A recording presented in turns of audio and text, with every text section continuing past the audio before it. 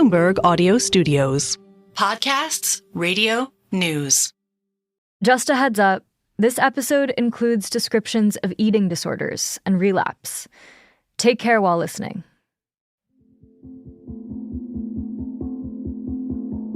Drugs like Ozempic and Wegovy have skyrocketed in popularity over the past few years. Telehealth companies have capitalized on that demand. They offer copycat versions of the medications that are often cheaper and easier to get. But the full picture of a largely unregulated industry and its impact on the people who turn to it for treatment is still coming into focus. An important fact to consider as the use of these drugs becomes more widespread is that they're not meant for everyone. Madison Muller covers pharmaceuticals for Bloomberg. Over the past few months, she's been reporting on the ways these drugs have impacted one group in particular, and how that impact has some experts and doctors worried. More and more eating disorder specialists are saying that they're seeing a lot of patients come in the last few months, the last year, who have relapsed in their eating disorders after getting access to one of these drugs. For people who need these drugs the most, like diabetes patients, the shots can be life-changing. But Bloomberg's findings highlight the ways more widespread access to the drugs can also have downsides. And Madison's reporting raises questions about regulation, overuse, and who bears the responsibility to prevent these drugs from going to people they could harm. Today on the show, a growing market is making weight loss shots easier to access, but that's also introducing new risks for people with eating disorders. This is The Big Take from Bloomberg News. I'm Sarah Holder.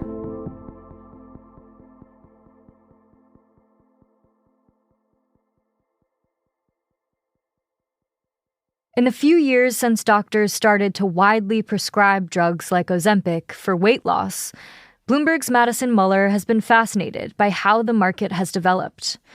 First, surging demand made the drugs hard to come by. There were shortages, and for many patients, prices were prohibitive. Then, telehealth companies like Hims and Hers entered the fray. They offered cheaper copycats of the drugs, compounded versions, which aren't as widely regulated.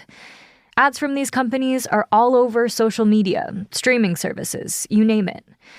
And part of their sell is how easy it can be to get a prescription. With some of these telehealth companies, what we've seen is it only requires you to fill out a few questions on like an online questionnaire, and someone will write you a prescription for a drug and it's sent to your doorstep. And obviously there are companies that have more checks in place. You have to meet over video, live with a doctor. But for a lot of these, it's just as simple as filling out a few questions and then you get a prescription written. Talk a little bit about what these telehealth providers typically ask about when they are prescribing a weight loss drug and what they don't ask about. So some of these telehealth companies, not all of them, you just simply put in your weight and your BMI and that's the thing that qualifies you for one of these drugs. And they ask a few more questions about diet and lifestyle and how much you're sleeping, etc. But you can just lie about your weight. Some companies that do have more safeguards in place will actually send patients a scale that hooks up to their app or to their platform. Other companies do a video chat to make sure that they're actually talking to the patients and that they can see them. But for a lot of these companies, especially the ones that have cropped up in the last year, it's just a few questions about how much do you weigh? Do you feel like you need to lose weight? What's your diet like? And that's kind of it. But Madison says she's spoken to experts who say streamlining the prescription process can put certain vulnerable populations at risk. People who are in recovery from an eating disorder for a certain amount of time are getting bombarded by advertisements for these telehealth companies. And that can for someone who's in recovery from anorexia and who is used to using food and weight as sort of a coping mechanism, that can be a really compelling thing for them. Madison started looking into the experiences of people whose eating disorders had been exacerbated or triggered by these weight loss drugs. She met AJ Jasper, a 38-year-old from Chicago, who struggled with anorexia throughout his life. and had been in recovery from his eating disorder for 2 years, which is like the longest period of recovery that he's ever been in. He was doing really well, works as a social worker. And then he started seeing a lot of advertisements for GLP-1 drugs on social media and on Hulu. And he said that just at that time in his life, he was facing a lot of stress at work and in his personal life. And in the past, he knew that not eating and losing weight had helped him feel like he was in more control of his emotions. And so for him, just continuing to see those ads, he was like, okay, I'm going to try to get access to one of these drugs. AJ ended up ordering a prescription from Hims. On that particular day, when he decided to do this, he was seeing Hulu ads for Hims and Hers, and that's why he ended up going to that company. And so he went through, filled out the questionnaire. He told me it only took a few minutes. There were questions on Hims and Hers questionnaire about, have you struggled with an eating disorder? Have you struggled with behaviors like restricting your food intake or binging and purging? And he just put no.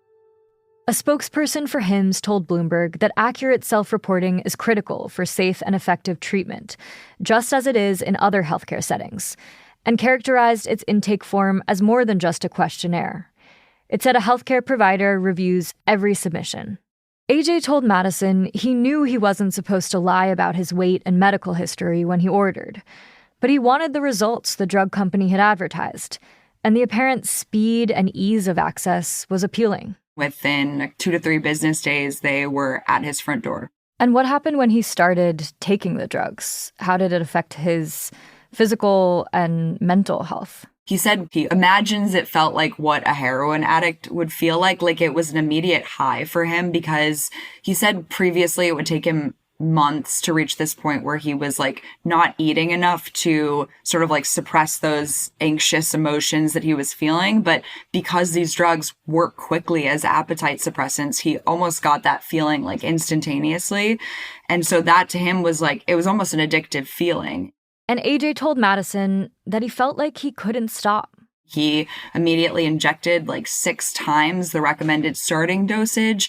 And then he got quite sick from that because, as we know, there are side effects from these drugs. And when you're not injecting or taking the right dosage, especially, there can be more side effects.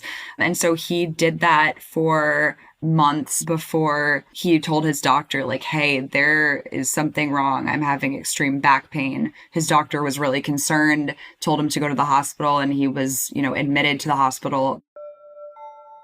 After years of being in recovery, AJ had relapsed. The toll on his body was severe. He had to stop working, and after a week in the hospital, he was moved into an inpatient behavioral health unit, and then a residential recovery center, with around-the-clock monitoring and a full treatment team. He did that for a month, and then his insurance said, we won't cover your stay any longer, so he stepped down to a lower level of care, which he's been in for like the last 2 months. He was extremely malnourished, lost 40 pounds that he couldn't afford really to lose. There was concerns that there might have been damage to some of his organs. So it's just been really difficult for him to feel like he was backtracking after making so much progress. Hims says it has a quality program that involves regular outreach to patients. Bloomberg reviewed the check-in emails that were sent to AJ. AJ says he ignored them. Eating disorder specialists told Madison that they're seeing more and more patients like AJ, who've seen a reversal in their mental and physical health after getting access to weight loss shots. But just how widespread is this problem? And who do experts say is responsible for preventing it? That's coming up.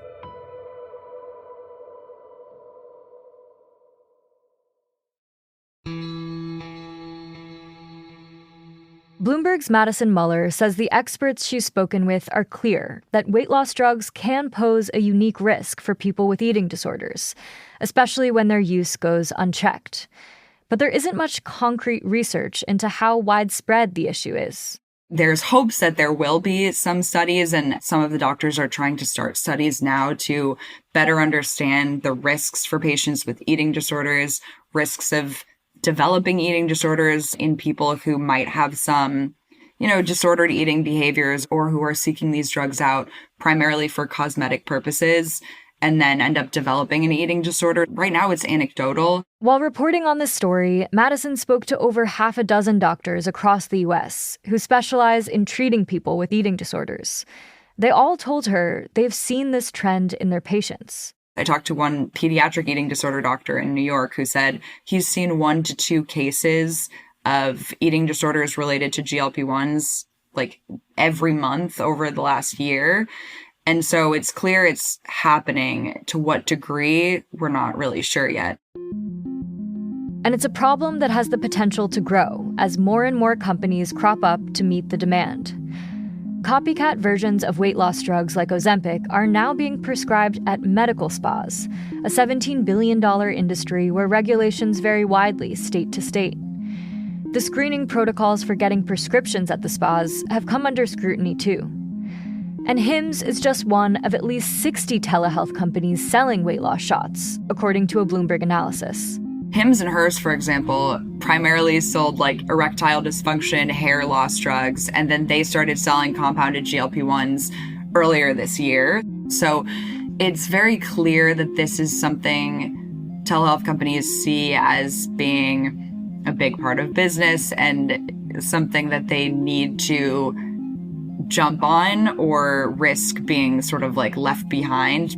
Just 4 telehealth companies, Hims, Ro, Noom, and Henry Meds, have also spent a combined $71 million this year on advertisements for their weight loss products, according to data shared with Bloomberg by Media Radar. That is something that eating disorder experts, eating disorder organizations have definitely been raising alarms about. They're really concerned about. We know the impact of all of the cultural messaging around thinness and dieting. Like, we know the impact that that's had on our society. And so I think that there's some concern that this will just exacerbate that further. And I've talked to some eating disorder experts who are concerned that we're also like, we had made some progress toward body acceptance over the last couple of years, slow progress, but that it was happening, and that this is sort of taking us back a couple of steps and is prioritizing like thinness again. Weight loss drugs aren't going anywhere. Morgan Stanley analysts estimate the market for copycat shots could be worth at least $2 billion annually. And culturally, they sit at the center of an evolving conversation about what a healthy body is, who gets to decide that, and where people's relationship to food and mental health intersect.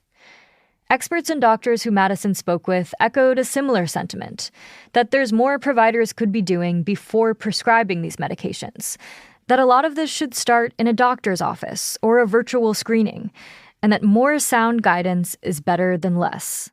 All the obesity doctors I talked to were like, absolutely, 100%. We need to be making sure that they're asking about mental attitudes, about someone's weight, how they view themselves, how much time they spend thinking about food and weight in their day, like things that really can get at the mental aspect of this and how much of a priority it is for someone. As for AJ, he's still in treatment. When they last spoke, AJ told Madison he wasn't doing well and couldn't speak again for the story, but agreed to have his experience shared. He said his priority was focusing on recovery. What do specialists you've spoken with say that people should keep in mind as they are navigating this new world where these kinds of drugs are just becoming so much easier to get? Anytime that there's a conversation about your health and you're thinking about, is this treatment right for me? Like, the important thing is to have a doctor or a healthcare provider that you trust, that you can discuss these things with, and that you can be able to like share your medical history with and say, is this right for me? And get a real medical opinion. And I think that the problem is that that's not what's happening in a lot of cases right now. This story isn't to say that weight loss drugs are bad. It's just an important fact to consider as the use of these drugs becomes more widespread, is that they're not meant for everyone. When we're marketing these drugs on the subway or on Hulu or whatever, like it's a hard thing for some people. And doctors and experts say there just needs to be more safeguards in place.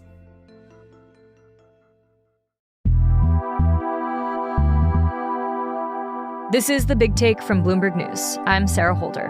This episode was produced by Julia Press. It was edited by Aaron Edwards and Rebecca Greenfield. It was fact-checked by Adriana Tapia and mixed and sound designed by Alex Sugiura.